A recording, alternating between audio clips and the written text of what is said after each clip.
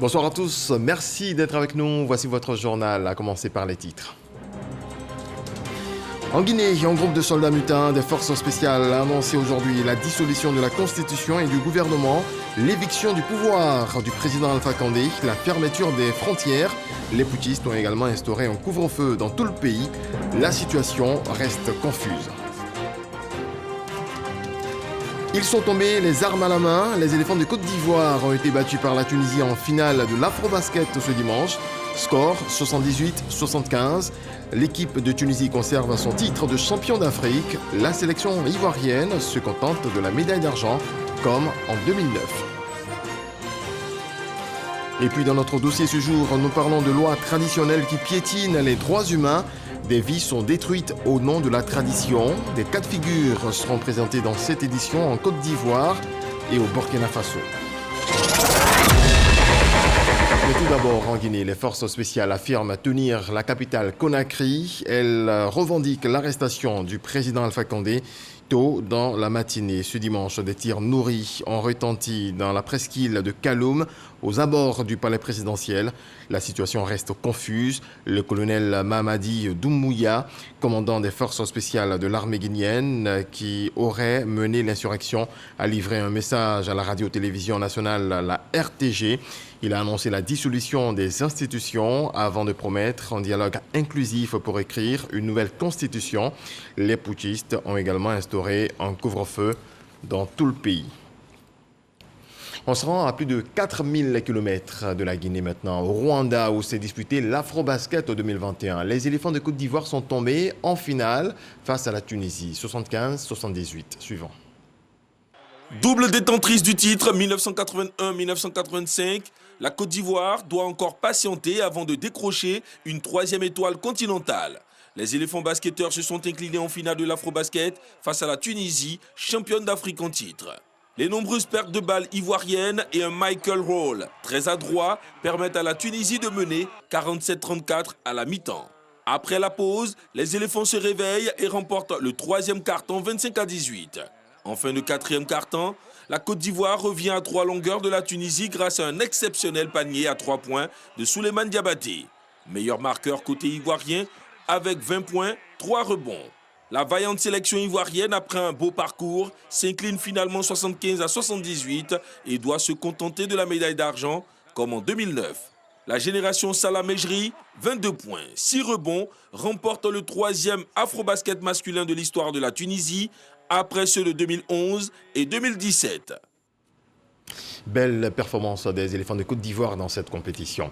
Elle est tout aussi belle, la Miss ivoirienne. Olivia Yassé a été élue hier Miss Côte d'Ivoire 2021. Elle a 23 ans et est en 3e année marketing à l'Université de Philadelphie aux États-Unis. Serge Pacom Didi, Isaïo nous en parle. Rideau sur la 24e édition du concours Miss Côte d'Ivoire. Olivia Yassé, candidate numéro 24, a été élue Miss Côte d'Ivoire 2021. Âgée de 23 ans et titulaire d'un bachelor en marketing management, elle succède ainsi à Kwadio Marilyn. Je suis très émue, comme vous pouvez le voir, j'ai beaucoup pleuré. J'ai essayé de retenir mes larmes, mais c'était plus fort que moi. Je suis très contente, je suis très reconnaissante et je suis aussi fière. J'aimerais sensibiliser à cause de la valorisation de la peau noire, la valorisation de la peau naturelle. Je pense que c'est très important. Atie Kenza, candidate numéro 10, âgée de 18 ans, nouvelle bachelière, et Mourad Fatima, 18 ans également, étudiante en première année de gestion et économie, ont été classées respectivement première et deuxième dauphine. Le commissaire se réjouit du bon déroulement du concours en cette période de Covid-19. Notre rôle est de mettre des ambassadrices culturelles à la disposition de ceux qui peuvent s'en servir pour véhiculer des messages ou bien pour mener des actions. Le commissaire suit en ce moment 3 axes. Il y a la réconciliation, il y a l'emploi jeune et il y a la santé. Pour les autorités, il est important de magnifier la beauté de la femme ivoirienne. Chers membres du commissaire, le ministère de la Culture et de l'Industrie des Arts et du Spectacle est fier de vous et vous félicite. Aux différentes candidates, nos reines de beauté, je voudrais exprimer mes chaleureuses félicitations pour leur courage et pour l'éclat dont elles illuminent cette salle. Ce concours va bien au-delà du show d'un soir. Il participe du rayonnement de notre pays. Et chacune des participantes est à sa manière une ambassadrice de notre pays. Il est aussi symbolique de l'unité de notre nation. Prétendre au titre d'ambassadrice de la beauté ivoirienne est une ambition noble et courageuse qui requiert des qualités éminemment importantes pour notre pays, telles que l'intelligence, la confiance en soi et le respect de nos valeurs. Quel que soit le dénouement de cette compétition, c'est la Côte d'Ivoire assemblée, réconciliée et solidaire qui gagne. Présélectionnée à Yamoussoukro, Olivia Yassé est la 8e Miss que la région du Bélier offre à la Côte d'Ivoire. Autre volet de l'actualité, Brafédon a un nouveau chef. La localité située dans le département de Grand Laou n'avait plus de leader depuis 16 années. Begré Grajean, conseiller pédagogique à la retraite, parlera désormais au nom de ce village. Le nouveau chef s'est installé dans l'Allégresse. C'est ce que nous apprend Franck Quadio. Au son de la fanfare, une colonne festive traverse le village de Brafédon. Cette journée est à marquer d'une pierre blanche. Dans quelques heures, le village installe son chef après 16 années d'attente. Vraiment, nous sommes très contents. Et Dieu merci, alors que le cortège vient de passer. Moi, je suis un peu en retard, puis je vous trouve sinon ça va. La progression est joyeuse. Tous doivent rallier la plage pour accueillir le chef qui arrive à eux par la voie lagunaire. Nous embarquons donc pour suivre la traversée. Bien visible de l'autre côté de la baie sableuse, la mer. Cette arrivée du chef par bateau est loin d'être du simple folklore. Autrefois, le village était habité dans l'autre côté. Et compte tenu de l'érosion côtière, on a dit délocaliser le village sur ce site-là. Donc c'est tout simplement qu'il faut mettre en œuvre. C'est ce qui se passe là. À l'avant du bateau, une escouade de guerriers pêcheurs escortant de part et d'autre l'embarcation du chef. Des chants et vivats et la symbolique du lancer du filet.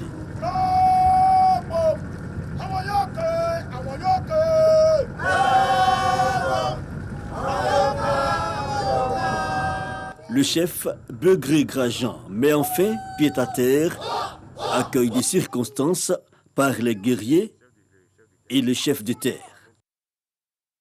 Premier cérémonial sur place, puis c'est le départ vers le village. Le trajet est coloré et plein de symboles. En raison de certaines circonstances malheureuses, Brafédon n'a pu avoir de chef durant longtemps. Sur le lieu de la cérémonie d'installation, le tam-tam parleur venu de Taboutou annonce donc la nouvelle. Voici le cérémonial d'installation. 3 fois. C'est fait. Brafédon a son guide, un tour d'honneur. Le chef est vêtu de sa tenue d'apparat. C'est une grande joie pour nous d'avoir un chef enfin. Et cela va nous permettre de mieux organiser le village. Et je pense qu'on a fait le bon choix. 16 ans après, un village qui a su l'intérim jusqu'à aujourd'hui, 16 ans après, c'est déjà trop. Là où il y a 54 chefs, il était moins. Aujourd'hui, il a rejoint le groupe. Nous croyons que la vie de Laou est complète. Le développement, le maître mot de l'action du chef pour les années à venir. Les sœurs m'ont laissé beaucoup de tâches. Il y a l'assainissement du village. Il y a l'embouchure qu'on doit désensabler. Mon hôpital qui n'a pas de médicaments de premiers soins. Alors, après 16 ans d'intérim, moi je dis chaque fois que j'ai pain sur la planche. Begré Grajean, le nouveau chef de Brafédon, est conseiller pédagogique à la retraite. Il aura réussi à obtenir la caution des 6 quartiers du village, puis celle des 5 grandes familles garants du pouvoir traditionnel dans cette localité du pays, Avikam. C'est justement de nos villages et de nos ancêtres que proviennent les lois traditionnelles, des lois qui bafouent souvent la dignité humaine. Des personnes bannies de leur famille, éloignées de leurs proches, d'autres assassinées. En un mot, la mise en pratique de certaines lois traditionnelles détruisent des vies. C'est ce que met en lumière Éric Ogoré à travers ce dossier réalisé en Côte d'Ivoire et au Burkina Faso. Regardons. Dans la tradition Tagbanan, les enfants n'ont pas tous les mêmes droits. Certains d'entre eux sont appelés enfants de malheur. Il y a des enfants qui sont nés, qui ne vont jamais parler, ils ne vont jamais s'asseoir, ils ne vont jamais faire les 4 pas. Ceux qui sont nés par siège, ceux qui poussent les dents par le haut, au lieu du bas, ceux qui sont nés et puis la mère meurt en couche. Et donc c'est ces enfants qui sont appelés communément enfants serpents, et qui portent malheur. Les chances de survie de ces enfants, dits enfants de malheur, sont minces, car ces enfants sont souvent accompagnés selon un rituel. Il y avait même des médicaments où on accompagnait ces enfants. Cette pratique est bien connue de l'abbé Germain Calary. Ce prêtre catholique totalise une 30aine d'années dans la région. On va accompagner un enfant où on va exorciser le mal qui est en lui. Alors pour les profanes que nous sommes, on est loin d'imaginer que c'est pour les assassiner. Depuis une dizaine d'années, le centre de transit Sainte-Geneviève recueille des enfants en danger. Avant, les femmes donnaient naissance dans les villages grâce aux matrones. Aujourd'hui, ce sont les sages-femmes. Alors donc, grâce aux maternités, on arrive à découvrir ces enfants-là qui sont indésirables. Par exemple, le jour de l'accouchement, si la maman décède, on surveille de près le bébé. Et quand on sait qu'il est menacé, les responsables sanitaires, les responsables de l'hôpital m'invitent à récupérer l'enfant. Ce centre a sauvé la vie à beaucoup d'enfants. Quand j'ai perdu mes 2 parents, et là, ma grand-mère m'a envoyé chez mon oncle. Chez mon oncle là-bas, mon oncle, il ne voulait pas m'accepter comme son propre fils. Et chaque fois, il me traitait d'enfant de malheur. Je suis venu, j'ai fait le CP1 jusqu'en 6e. Cette année, m'en va en 5e avec 17 de moyenne. Ici, chaque enfant a son histoire. Une dame qui a perdu son mari, et dans la tradition, elle doit se remarier au petit frère du défunt. Mais il ne faut pas que de cette nouvelle union naisse un garçon. L'enfant est vite déclaré maudit, mais parce qu'il va concurrencer les autres au niveau de l'héritage. Quand la naissance a eu lieu, l'enfant était garçon. C'était un garçon, alors elle s'est suicidée parce qu'elle savait déjà le sort qui était réservé à son enfant. Ces pratiques de stigmatisation liées aux coutumes existent dans plusieurs pays africains. Au Burkina voisin, des veuves sont bannies de leur famille. Ce sont des femmes qui ont été accusées de sorcellerie, d'autres pour traiter de mangeuses d'âmes et tout, dans leurs villages respectifs. Elles ont été chassées, leurs cases brûlées, tous leurs biens décimés.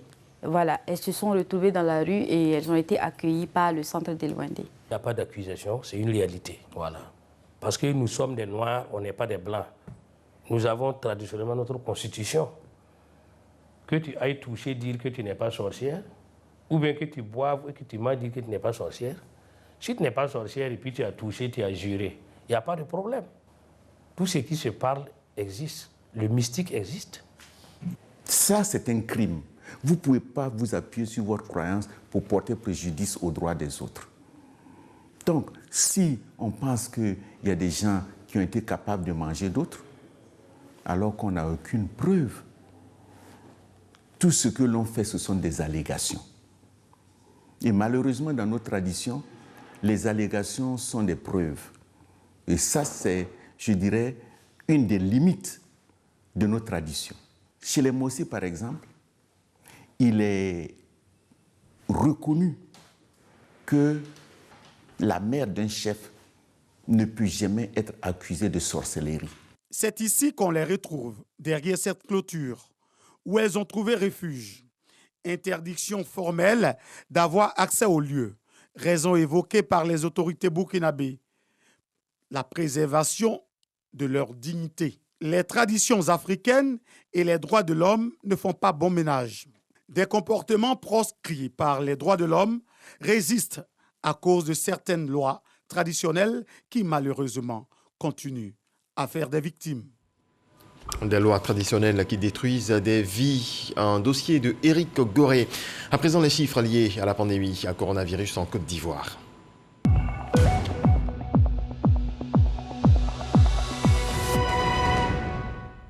Le ministère de la Santé, de l'Hygiène publique et de la couverture maladie universelle a enregistré ce dimanche 5 septembre 2021 120 nouveaux cas de Covid-19 sur 5175 échantillons prélevés, soit 2,3% de cas positifs, 184 guéris et malheureusement 3 nouveaux décès. À la date du 5 septembre 2021, la Côte d'Ivoire compte donc 56 855 cas confirmés, dont 54 625 personnes guéries, 467 décès et 1763 cas actifs. Le nombre total d'échantillons est de 923 288.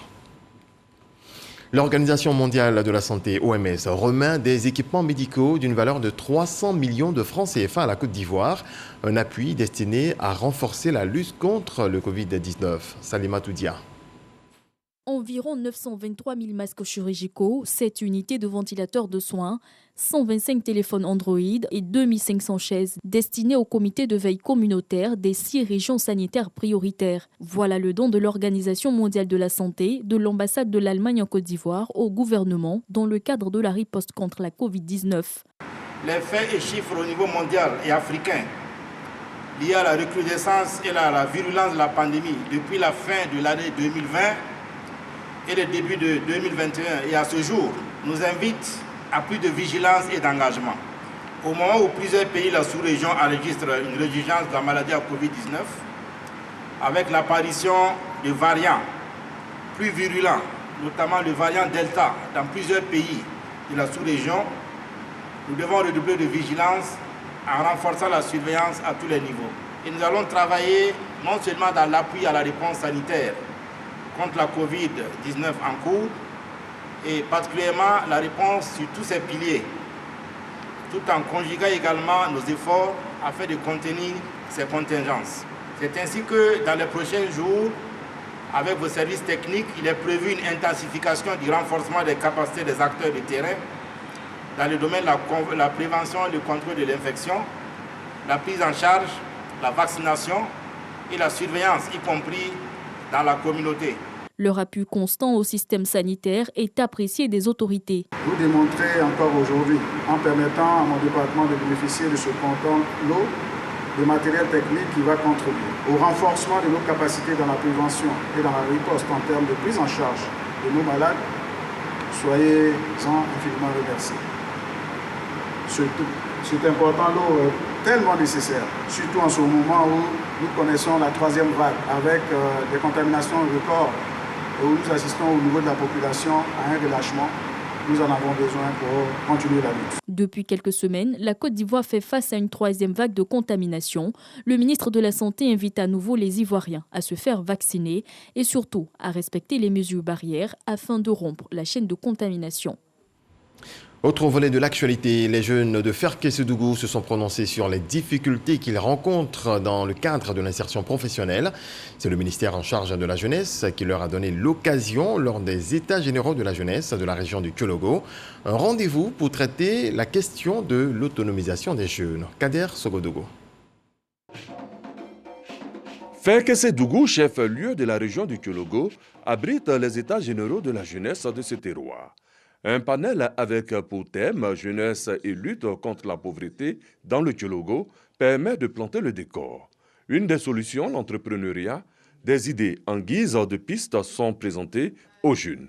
Les États généraux de la jeunesse du Kyologo, initiés par le ministère de la promotion de la jeunesse, de l'insertion professionnelle et du service civique, se veulent un processus innovant et inclusif qui a pour objectif d'engager les décideurs à tous les niveaux à soutenir la jeunesse en quête de mieux-être. Quand nous savons que la vision du chef de l'État, son Excellence Alassane Ouattara, est de faire de cette jeunesse une jeunesse autonome et responsable, il était important pour la direction régionale du Kyologo d'initier ces États généraux pour donner la parole aux jeunes, prendre leurs recommandations, leurs analyses, les difficultés que ces jeunes traversent dans le domaine de l'insertion socio-économique et professionnelle. Une initiative saluée par les participants. J'ai trouvé ça bénéfique parce que aujourd'hui j'ai appris beaucoup de choses.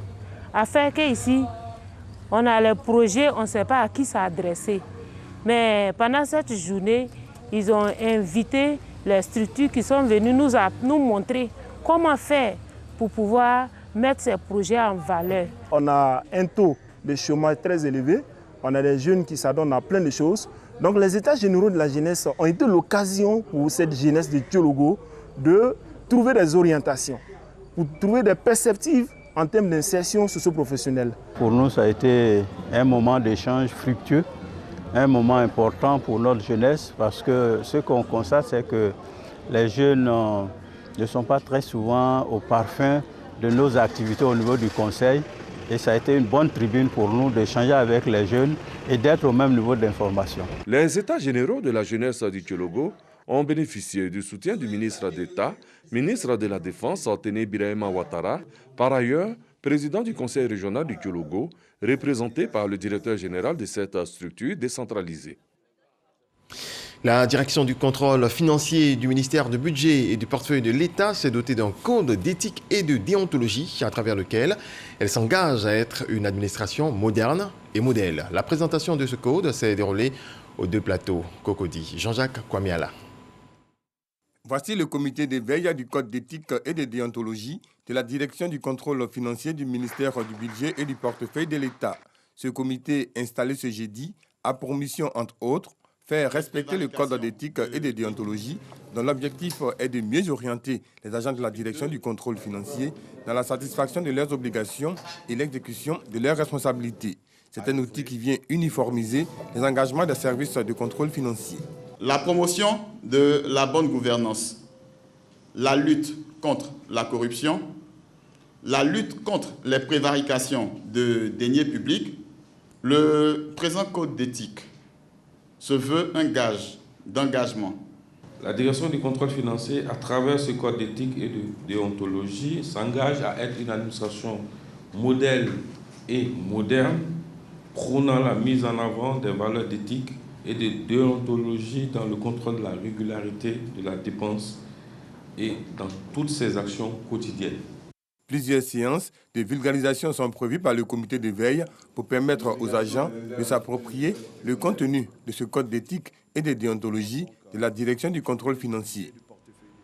Dans l'administration, plusieurs services se digitalisent. Un projet de simplification et de transformation digitale du foncier urbain est dans sa phase active. Il était au cœur des échanges au 13h entre Herman Guivet et Nassissou Mbo, le premier responsable de ce projet. Suivant. C'est un projet qui va avoir un impact important sur l'accessibilité au logement. Nous détenons de la documentation domaniale qui date de 1903. De 1903. De 1903. Et cette documentation qui est utilisée aujourd'hui pour traiter les demandes d'actes sont stockées dans des conditions assez, je dirais, précaires et qui ne permettent pas de garantir la sécurité du traitement.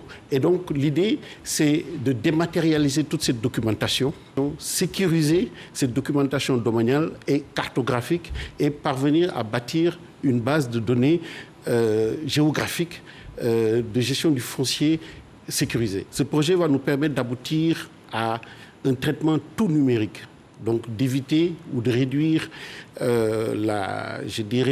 l'intervention humaine dans le processus. Réaliser une plateforme de gestion intégrée pour l'ensemble des administrations qui travaillent sur la gestion de la terre, mais plus satisfaire aux attentes des usagers particuliers et professionnels.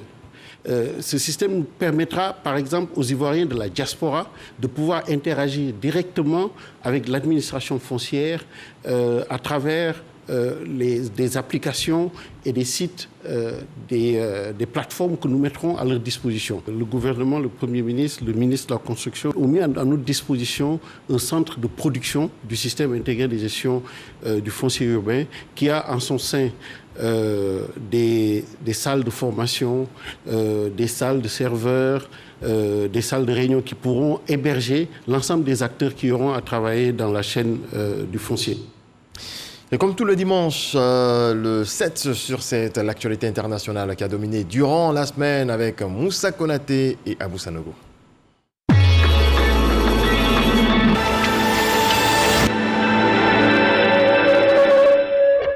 Les derniers soldats américains ont quitté dans la nuit de lundi l'aéroport international de Kaboul après 20 ans d'occupation militaire.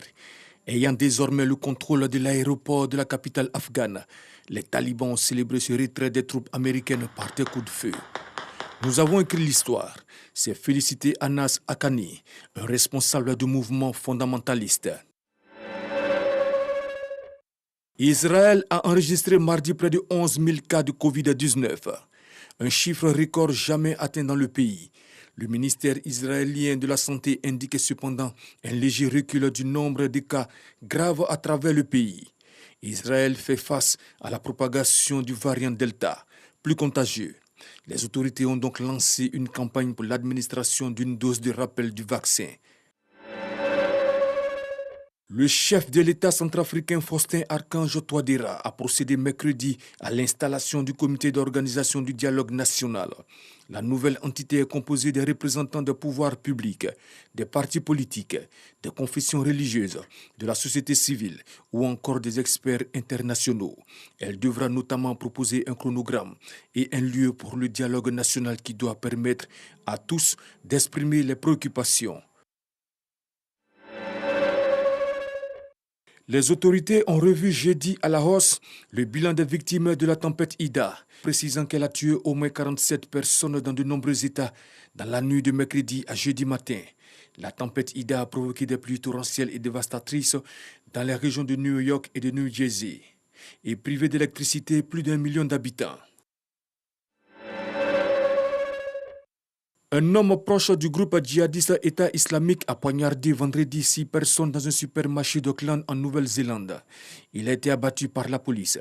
La première ministre Jacinda Ardern a annoncé lors d'une conférence de presse peu après l'attaque que l'assaillant était sous surveillance en raison de ses convictions extrémistes.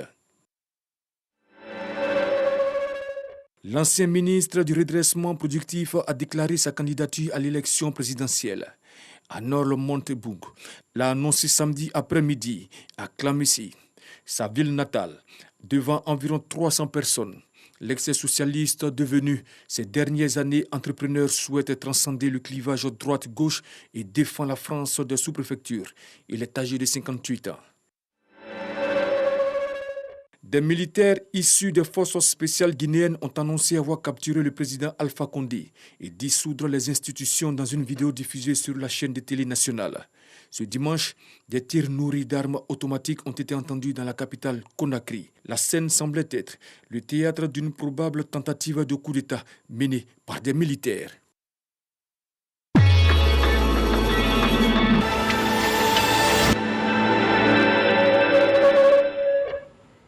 Voilà, c'est ainsi que s'achève votre journal. Très belle nuit à toutes et à tous sous la protection du Très-Haut.